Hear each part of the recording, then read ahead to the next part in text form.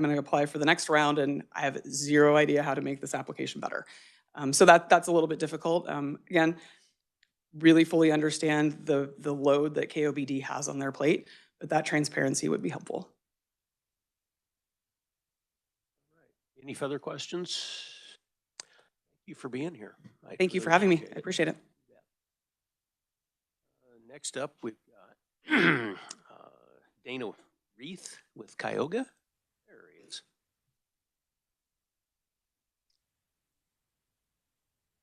And I know you've got a PowerPoint. IT's working on getting it put up for you right now. That'd be great. Got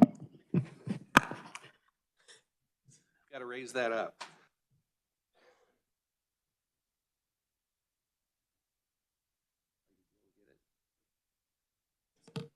All right. Thank you for the opportunity to be here. My name is Dana Reith, and I am the current chair of the board of Cuyahoga, the Kansas Independent Oil and Gas Association.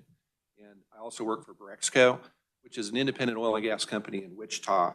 Can I get you to lean the mic in a little bit? Just, there's a lot of people listening online too. Okay. So, okay. Is that better? All right. And I should say right off the bat, I'm an engineer. And so we're going to look at some numbers.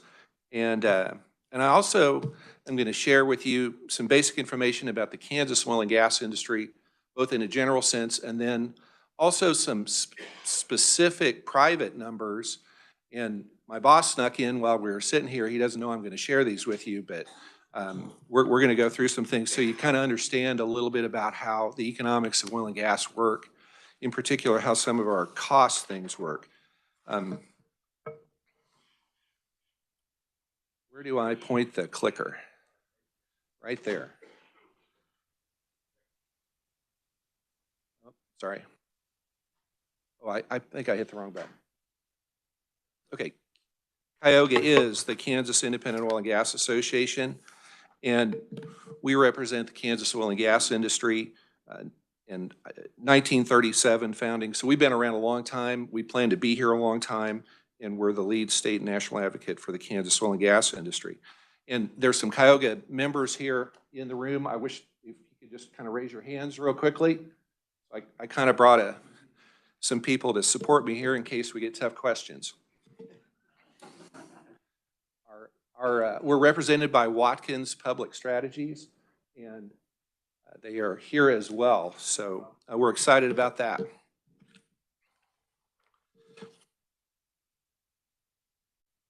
So it's an interesting contrast when you start looking at Kansas oil and gas with respect to the previous speaker who I don't know if you noticed where she said or where they're from. That's exactly the areas in western Kansas that we operate. We greatly appreciate their services. We could not function without them. The difference is that oil and gas generates wealth in the community. We're not dependent on outside money. We're creating wealth within the community. And you can see the numbers here. It's basically, particularly in western Kansas, it's ag and energy that support the economy of many of the rural counties. And it's big dollars. And in particular, that $3 billion in family income is a big deal. We're paying royalties to farmers, as well as sometimes as they get older, their kids may live all over the country, but one way or the other, that revenue goes to regular people. We also pay a lot of tax.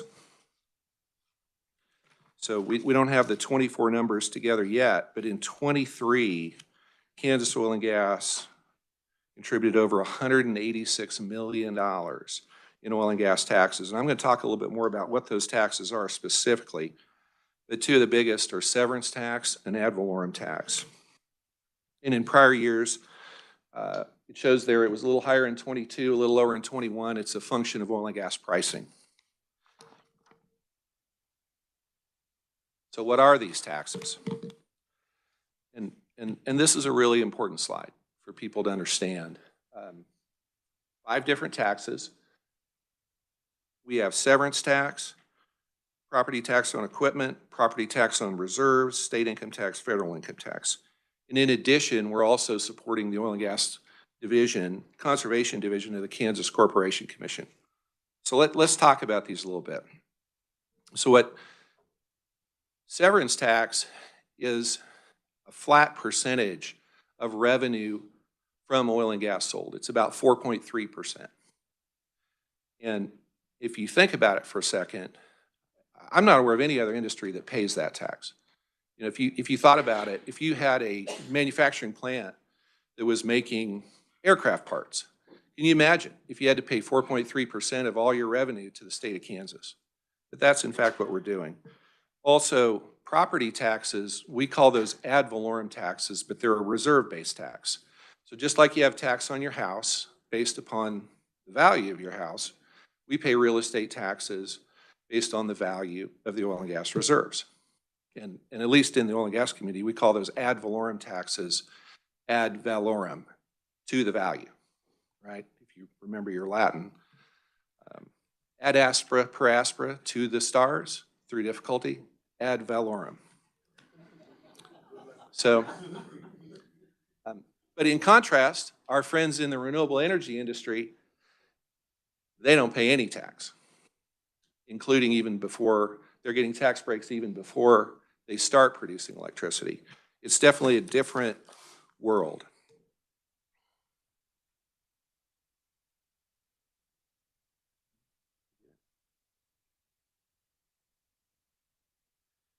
So, and if you have one takeaway from what I talk about today, it's this right here.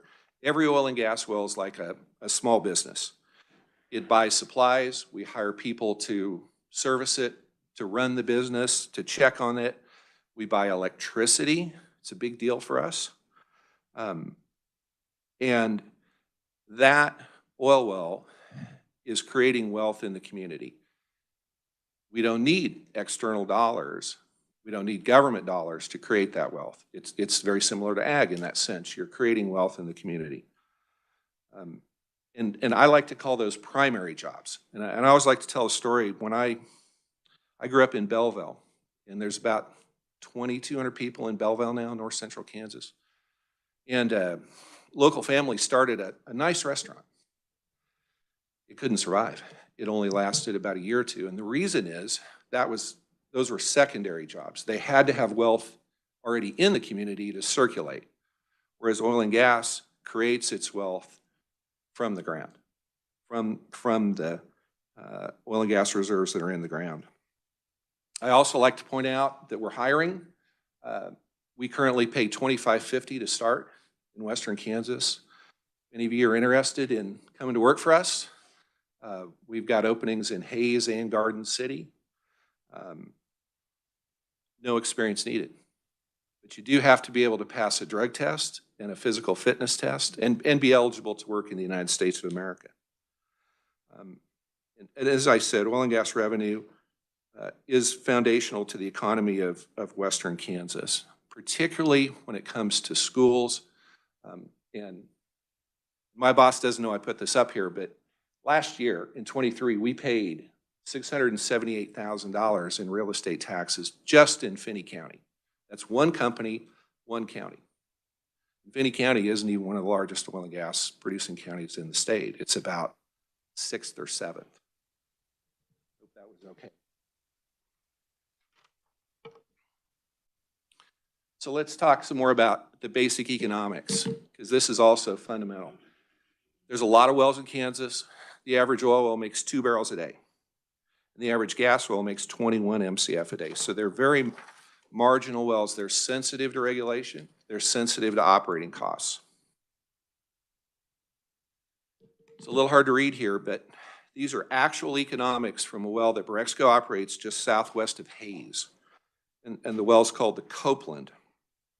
And I put on here, and it's worth looking at this just to have a sense of where the cost and revenue drivers are that affect Kansas oil and gas.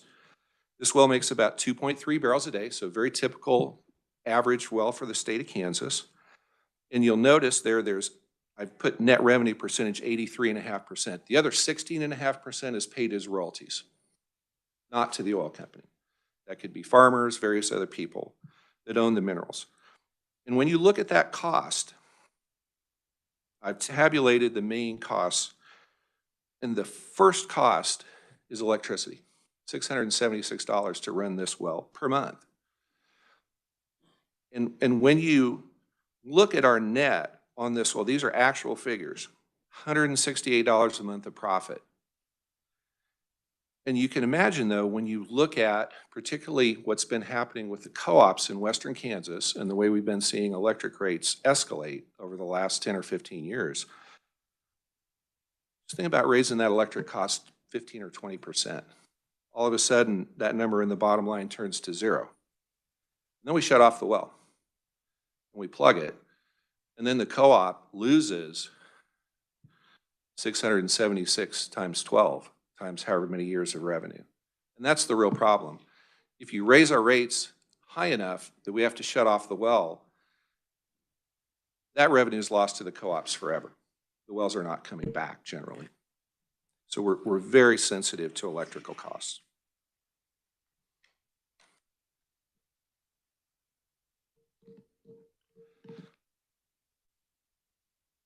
And oil and gas is regulated by the KCC, the Oil and Gas Conservation Division.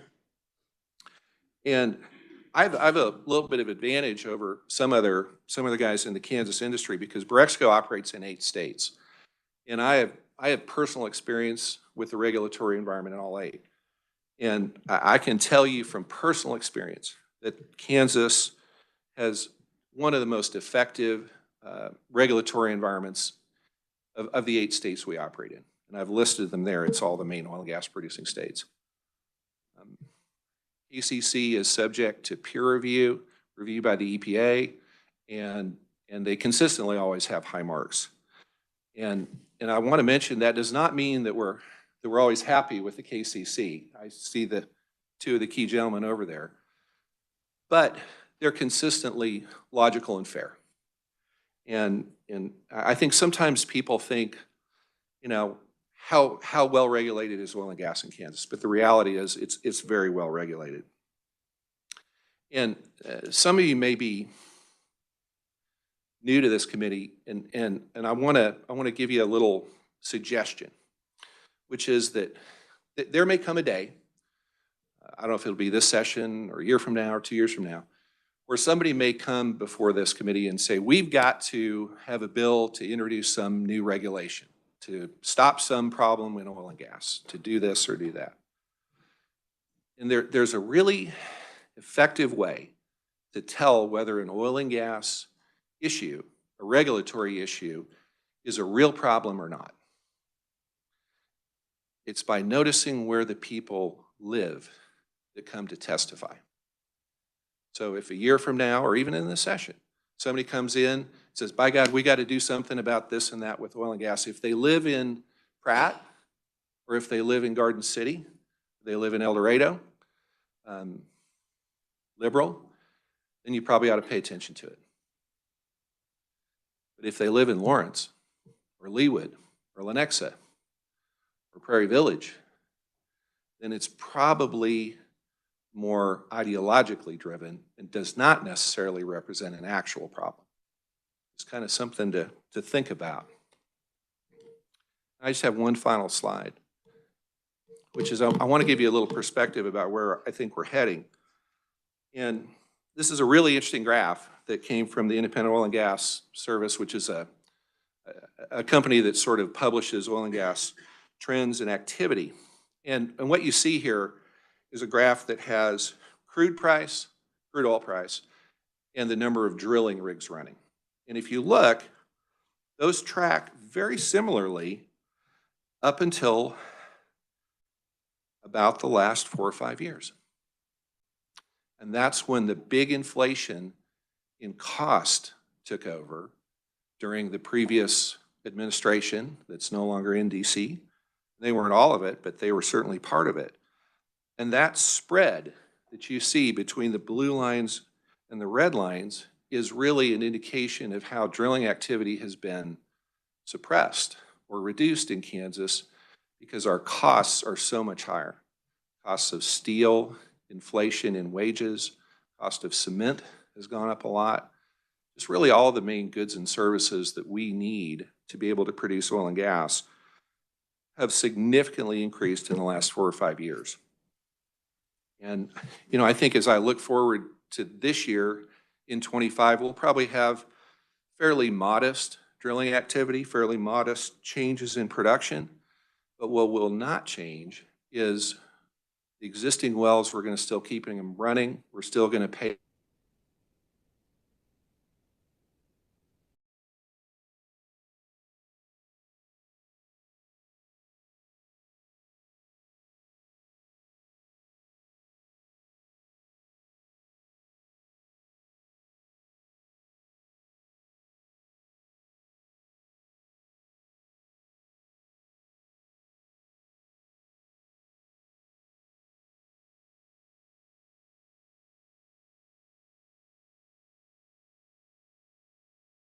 Great to have Cuyahoga back in here and to hear it. It's something I think we've been all needing. So appreciate that. Committee, start off with Representative Carmichael.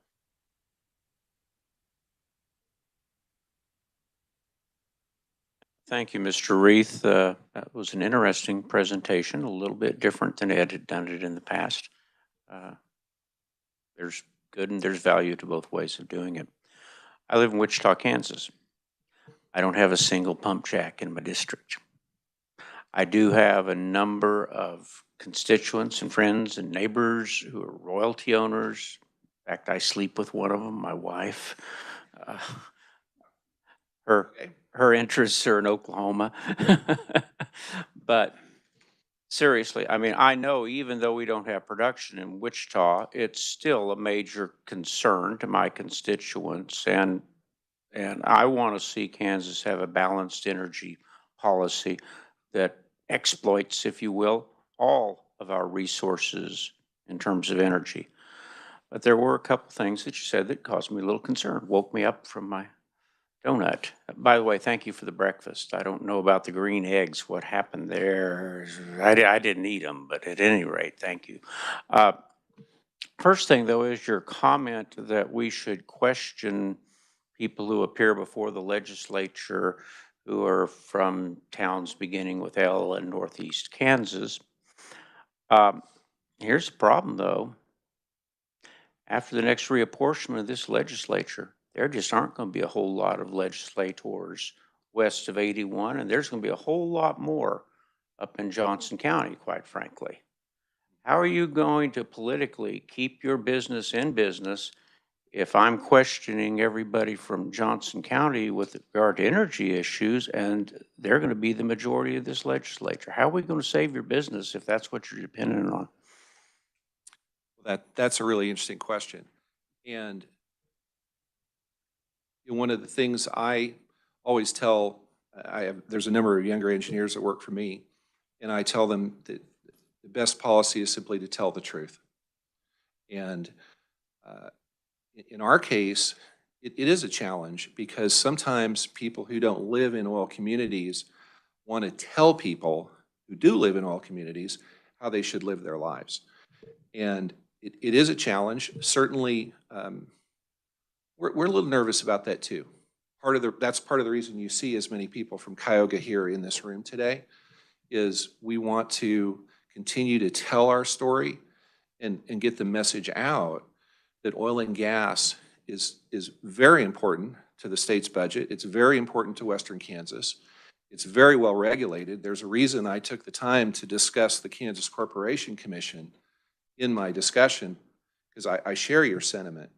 But at the end of the day, you just have to tell people the truth and do your best to explain why what we're doing makes sense and why it has made sense for the last 75 years.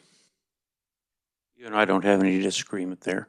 I just want to make sure we're cognizant of the fact that the decision makers in 10 years are not going to be from west of 81 Highway. And so we've got to find a way to keep your business in business if your concern is people from Northeast Kansas taxing you out of business.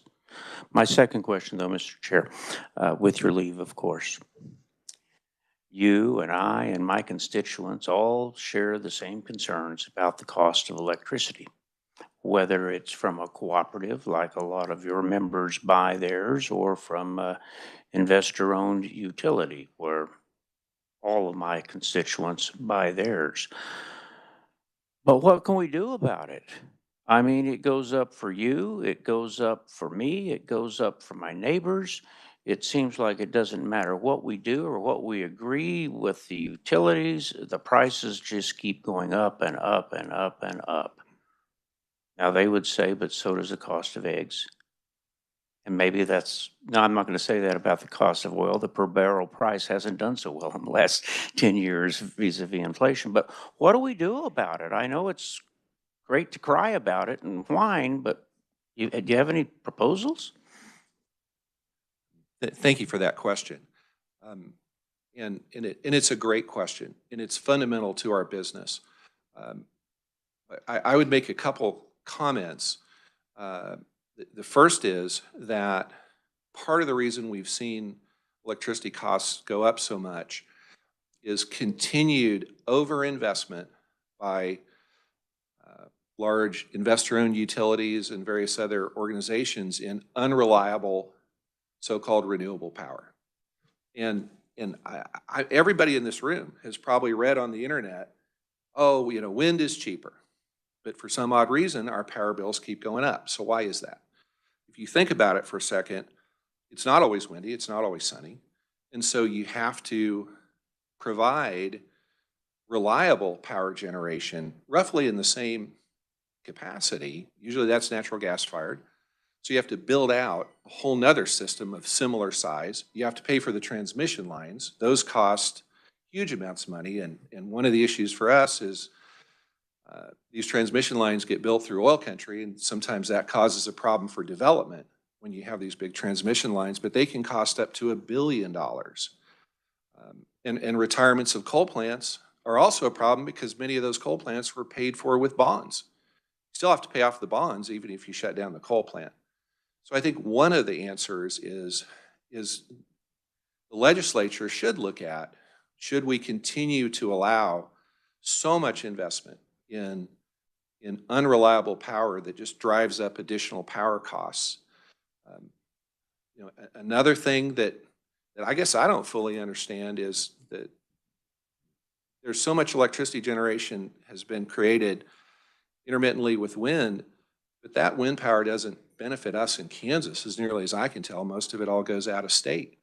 And so I don't know how those investments ultimately make sense. And I want to point out to you that for oil and gas, we pay a severance tax. It's 4.3% on the revenue generated from energy produced in Kansas. But when the wind farms sell electricity to Chicago, they don't pay any severance tax. One thing this legislature could look at is having a similar type situation. It's probably worth $80 million a year, something like that, from some estimates I've seen. But overall, it's a terribly important question that you've asked, because the high electric costs affect everybody from the pizza restaurant to the oil wells to every other business.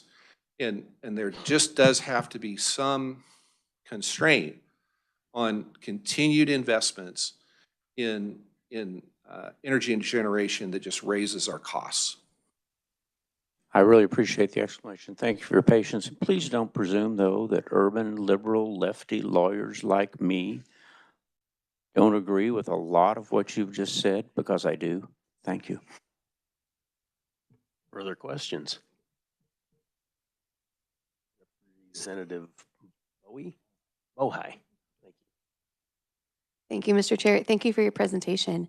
Going back to the last graphic that you have with the crude price and rig count, my question is, seeing that our rig count is so so low, is it possible to bring them back on, or have those all been capped? How would you get us to have more production?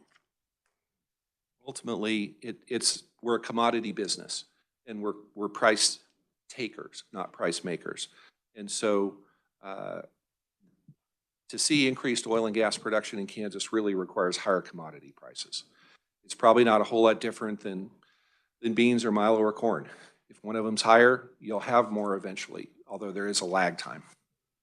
But it's possible. Absolutely. I think if we saw higher commodity prices, especially if we could overcome that increased cost that's created that differential, we would get back to where we were more active in the oil and gas business, more drilling. Mr. Schreiber. Thank you, Mr. Chair, and thank you, Mr. Reith, for the information. My father-in-law was a past president of Cayuga and a royalty owner, and we're royalty owners as well. As I sleep with one, so just like Ms. Representative from Wichita. But so I picked up on the comments, and trust me, there have been a lot of discussions in this committee over the years about price of electricity, impacts on oil and gas, and so forth. And I'm trying to be agnostic on all this. I think every source of fuel or generation has some benefits. It probably also has some risks to folks, and it can't just be you know. I think each industry has some benefits applied to it from the government or might be the local government. But I took notice. You know, you kind of took a swing at some of the renewable sources, and that's fine. I have very good friends that don't like to see the wind turbines and so forth, but I think they also pay some of the same taxes you outlined in your, as far as equipment, property taxes on those, income taxes for the workers and so forth. So anyway, I just wanted to kind of, it's a big open field, the energy field, and we're going to need all sorts of energy in the next 10 years. It's going to explode, and everything's going to be needed. But I just kind of wanted to, that caught my attention, and I don't know if you got some feedback, maybe you disagree with me. Well, no, thank you. And it's certainly all the above does make a lot of sense. But we don't want our prices to go up for our electricity, especially to move faster than the rate of inflation, which we've seen. And I want to tell you about property taxes just a little bit. So some of you may know, they just put in a big wind farm just east of Belleville. In fact, some of my family's land was part of that footprint. They didn't put a turbine on our land, but we got to see the documents. And what's happening in Republic County right now, Belleville's the county seat of Republic County, is NextEra is paying pilot fees to Republic County tax base. What are those? Payment in lieu of taxes. So they're actually exempt from ad valorem for property taxes, but they're paying taxes in lieu of, which I think is probably very beneficial to Belleville. I can tell you there's more people in the grocery store and more people at Casey's, so it's a good thing. But they're doing that voluntarily because those taxes are in fact exempt for a term. And I don't know if I'm not sure how long that is. It's for 10 years. Is it 10? So that's a long time. I can tell you, the owner of the company I work for sitting there, he would be thrilled if we could drill an oil well and pay no ad valorem taxes for the first 10 years. That $578,000 you saw there that went to just Finney County, probably half of it, 2/3 of it, would be wells that were within that 10-year window. But we'd love to have that tax break. Yeah, no, I completely understand. I started my career at Wolf Creek, and it was not included in property tax exemptions that other fuel sources had at that time, and it's been changed now. But it evolves. But and I'm not trying to debate good or bad. It's just it's a kind of a mixed bag out there, and we're going to need everything that we can out there. Like you said, as we move along, this energy mix has got to develop as well, and so I think we're going to just need everything in the kitchen cupboard. So, but thank you for your presentation. Representative Penn. Thank you, Mr. Chairman. Thank you, Mr. Reith, for being here today. I appreciate, as the chairman said, whenever Cayuga's in the House, And I think that we've had some very good discussion. I won't be long. Just a quick question. Just to my simple mind, kind of sounds like, as my colleague has said, it's a wide open field, and we need, as my other colleague said, a balance, if you will. I think that's one of the aims. I don't necessarily agree with a balance. I think that it should be more market driven, supply and demand. If the people are demanding reliable energy sources at a certain price or cost to the provider, I think that those market pressures are the things that necessarily should be reflected across the board. And I guess my question to you, sir, is if we're not, I saw the same slide where you talked about the renewable energy sources receive subsidies before even producing any electricity. Sounds like we're picking winners and losers by the state in order to incent development of certain types of technologies or sources. Is that what you are seeing from the customer base, from industry, across the industry rather, that is a source of supply of energy that they actually want? Are we chasing after something that the people don't want? And would there be, in your estimation, a better way for the legislature to handle that, not to balance it, but to make it more fair? Thank you for the question, Representative Penn. I would say what people want is low-cost, reliable electricity. And I believe our office is in your district. And we've looked at what our bills are in our office over the last 10 to 15 years. And we have seen really significant increases in our electricity costs to run our office. We have about 70, 75 people in our office in Wichita, near 21st and Woodlawn. And when it's the old saw, but when the government picks winners and losers, usually the market forces are shoved aside. And what we would like to see, just looking at our office in your district, is we'd like to see our electric rates in our office quit going up so darn much. And when the government incentivizes generation that drives up those costs, you are picking winners and losers, but you're also hurting a lot of regular folks. You know, there's, and we're not that bad. We're not to California levels. I'm not saying we are, but my goodness, how'd you like to be a retiree, you know, in Sacramento, trying to live on Social Security and have a $750 electric bill? And those are real. My wife's sister lives just in the valley east of San Francisco, and in the summer they have a modest house and they'll have $1,400 electric bills, for real. And we don't want to get anywhere near that, and I don't think we will. I'm not saying we will, but at least it would be nice to slow down the rate of increase, because ultimately, and I want to get it back to oil and gas, marginal wells are super sensitive to electricity rates.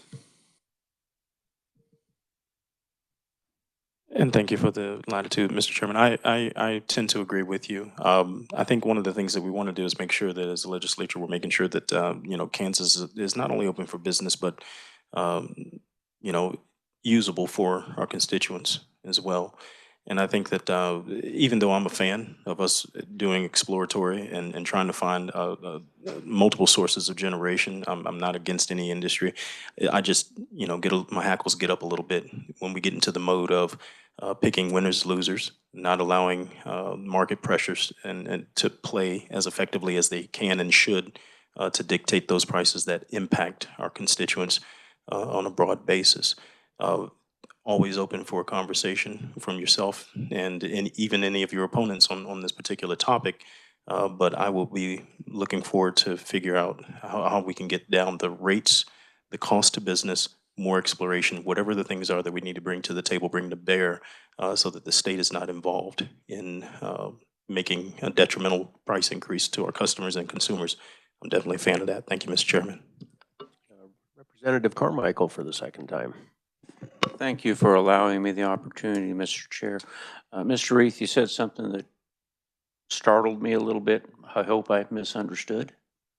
Are you saying you want deregulation of the electric industry so that the monopoly independently investor-owned utility can charge whatever the market will bear, and finally the price will get so high, not finally, right away, the price will get so high that I buy a Generac generator and start buying my energy from Mr. Vogelsberg and Kansas Gas and your members? Is that really what we want to do?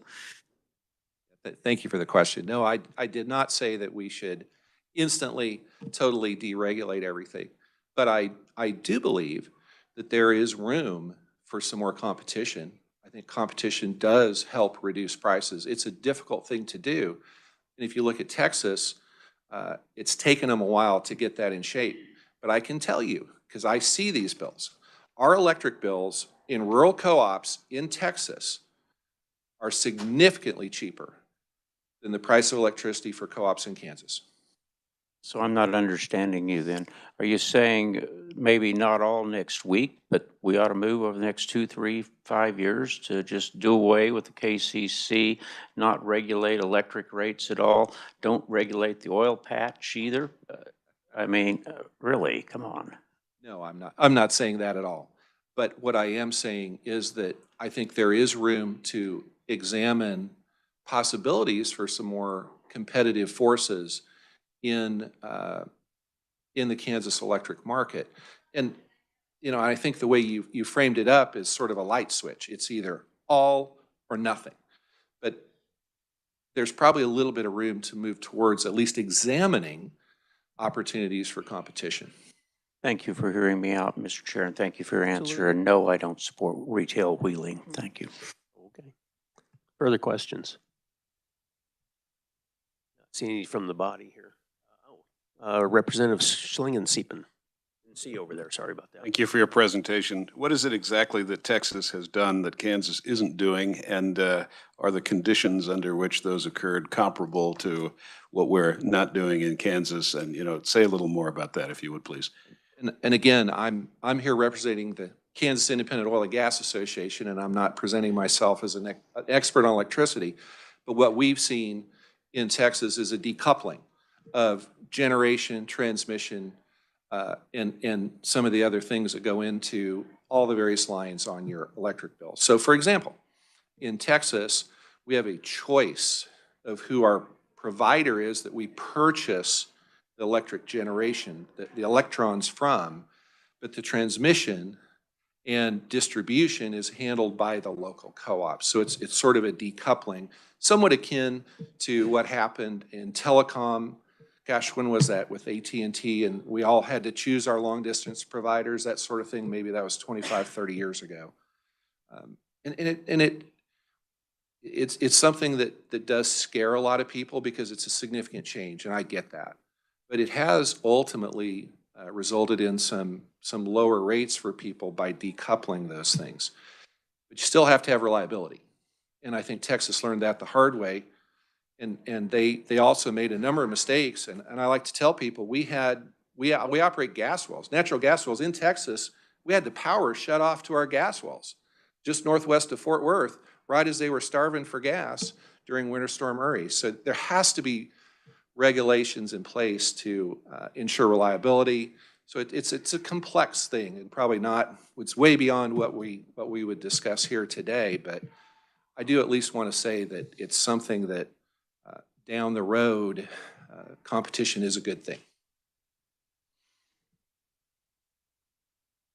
It was Judge Green, 1984. Remember it well. Okay. Further questions? You had a couple of really interesting slides here that were the daily average oil well production of 2 barrels per day. Right. I had a pretty good visit with your boss last night.